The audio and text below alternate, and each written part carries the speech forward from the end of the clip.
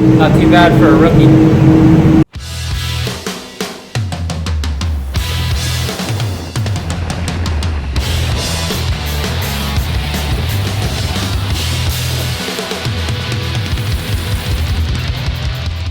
I'm Mike, I'm Joe. and this is Kart Life TV.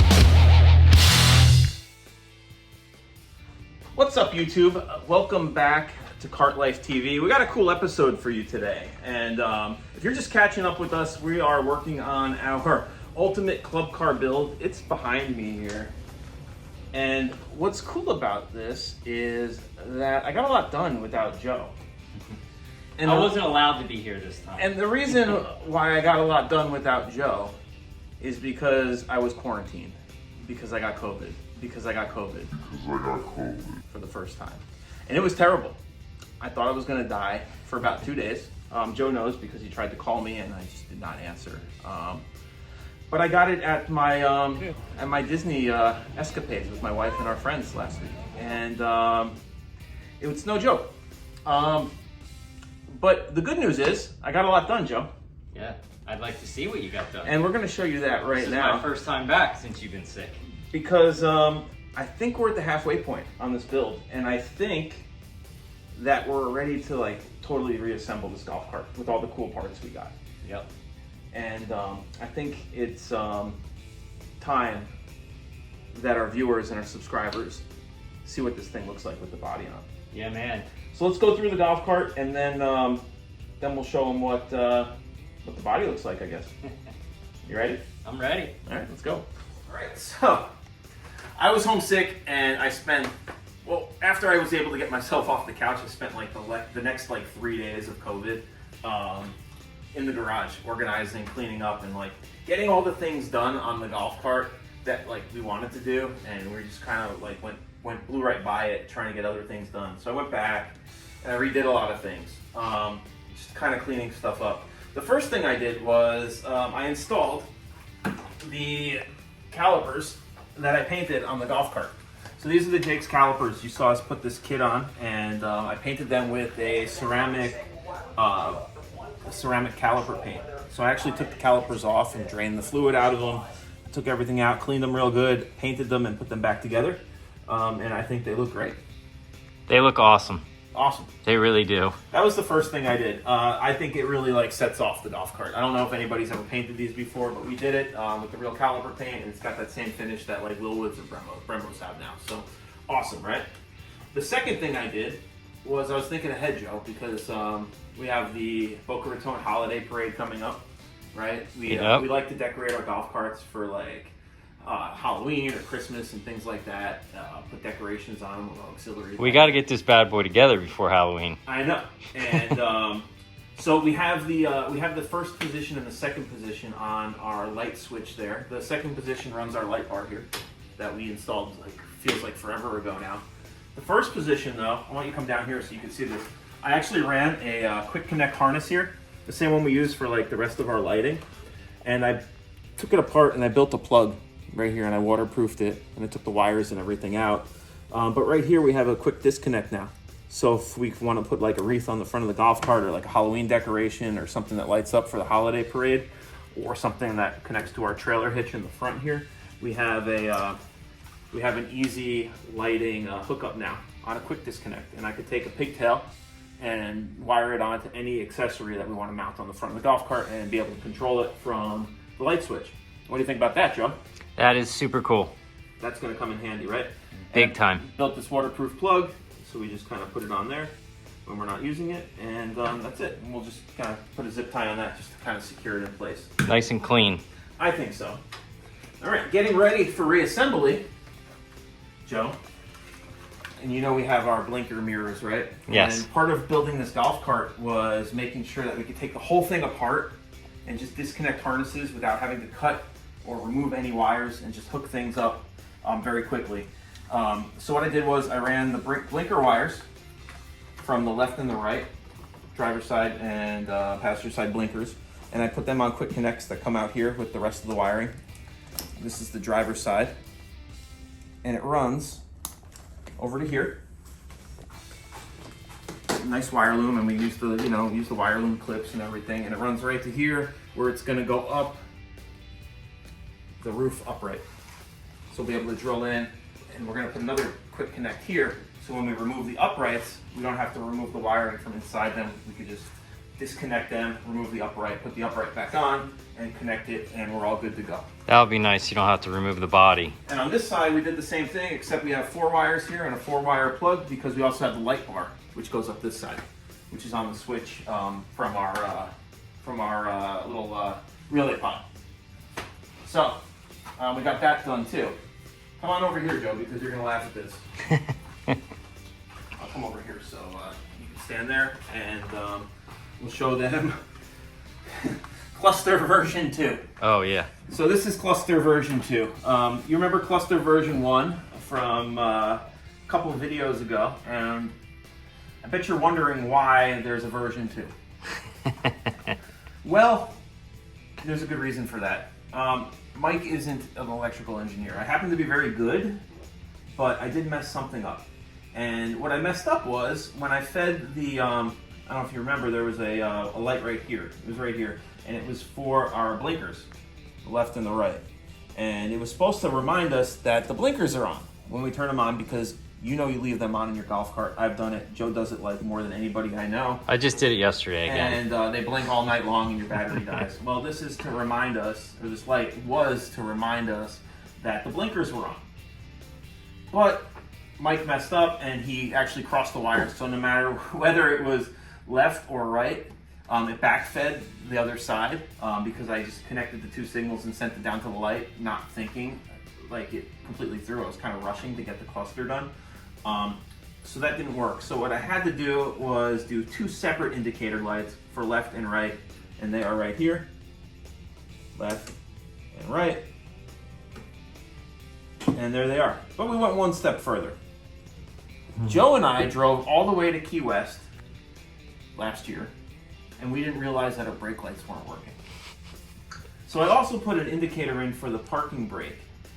So now when you step on the brake, you get a little signal there that shows that the brake lights are actually working and the brake switch is working. And what's cool about this also is when you put the park brake on, it stays lit because the brake system is on that delay timer. And after about 30 seconds or a minute of it staying on, that the parking brake goes on, that thing disengages the light and it goes off. But we went one step further. We also added an indicator for our headlights, so we know when our headlights are on.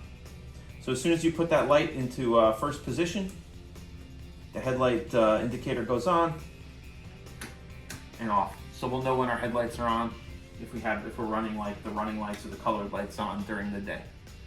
So there's that. What else did we do? We added a battery light here. I have not hooked this up yet, but the idea is so that this light will turn on when our voltage on the golf cart drops under like 10 or 9 volts, just to kind of give us a warning like, hey, you haven't been running the motor, so the battery's not recharging and the cap is taking on too much because we're just sitting in a parking lot with LEDs and music playing.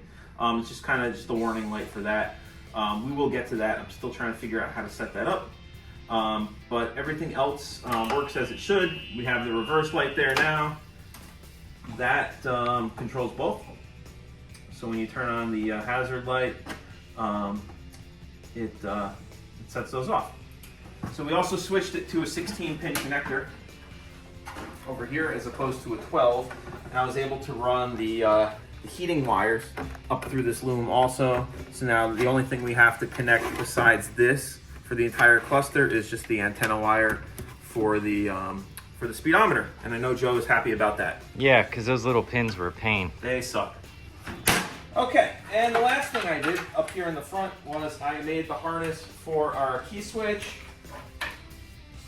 another USB port, and this is the wire for our gauge pod, all right up here, because we're going to be mounting those in this section here on another day, which is coming up pretty soon, hopefully.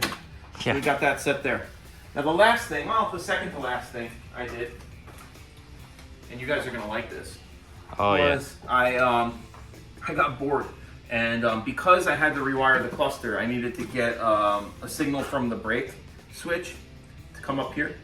and I had to get the signal from the headlights to come over here for that indicator, and I had to work on a couple other things. I wanted to rerun the wires for the heating because the heat signal, because we just kind of ran it outside the harness. I actually removed the whole wire harness of the golf cart again. So I had this whole thing taken apart. I'm gonna show you guys a picture on the screen right now. This was the other day while I was sick with COVID. I had the whole thing ripped apart again, and I rewired the entire harness over here. And I opened up this harness, I ran the heat wire through it, I removed the fuse block here that has those 3 mini fuses. I know we only use 2 because we removed the stock light kit, but it's completely gone now. And I don't know if you can zoom in on that, Joe, here, but I actually installed like a real fuse block here on the side. And I have 5 fuses in there. The first one is for the key switch fuse. The second one is for our light kit. Then we have our fuel pump fuse. We have a fuse for our service lights. And then the last fuse here is the power for the remote that turns on the gauge or the relay cluster here. So we did that too. So we no longer have the stock fuse block from Club Car. And thinking ahead, Joe, which we never do, but while you have like hours and days to just sit around with your thoughts and staring at your project that's in the garage, I actually was smart and I ran the control wire for our sound system. And this is going to control a part of the sound system that we'll get to at a later date, but that's back here too, out of the way, so we can install that when we're ready. And the last thing I did in getting ready to put this golf cart back together was, I don't know if you remember, I had a big spool of wire here. Remember I ran all that wire back here? Yeah. I cut it off and I created a pigtail with another Molex plug that I waterproofed. And this is gonna be the wiring that runs down to our trailer and controls our strobe light, our whip, all the lighting for the trailer with the brake lights and the turn signals, the lighting for the, what's it called? The license plate, light, and everything else that happens in the back of the golf cart is gonna run off right here. So we're just gonna drill a hole here in the tub and run this down. And if we ever have to remove the seat or the trailer hitch or anything, we don't have to worry about cutting any wires or figuring out how to snake stuff back or unhook anything. We just have a simple disconnect and that's it. What do you think? I think you did a really good job, but I'm glad you went back to work or you'd be rewiring this again. It's crazy, man. Like, it's like every day, the last 3 days until I got a negative test, I was just coming out in the garage here and like staring at this thing and like just coming up with other things that we might have missed or things to make it better while I had plenty of time on my hands. I got really, really good at like soldering and like waterproofing wire and like putting the ends on things. So it's cool. But I think it's time, man. Like, I don't think we can go any further without putting the body on. We got to do it. And it's right behind you. Don't show it to him yet. I'm not going to. I think what we do is we put it on, maybe like cover the golf cart and then reveal it. What do you think? Sounds good to me. All right, let's do it. All right. See you in a bit. What's up, guys? Mike here from Cart Life TV. You know, the guys stupid enough to drive their golf cart 225 miles all the way to Key West. I want to just take a second to invite you to check out our online store at www.lowspeedliving.com. We got lots of really cool hats, shirts, and accessories for your golf cart lifestyle. Don't forget to support your boys. All right, now back to the show. What's up, guys? We're back. That was quick. Took us about a half hour. We got the front and back body on, and it's behind us, undercover, and it looks better than I thought, dude. Good job. It's awesome. This is my painter here. Yeah. This is my guy. You guys ready? I'm super ready. All right, Joe, do the honors. Woo! Dang, son. Is that red? That is about as red as you can get. Yes, it is. Cool little logo there.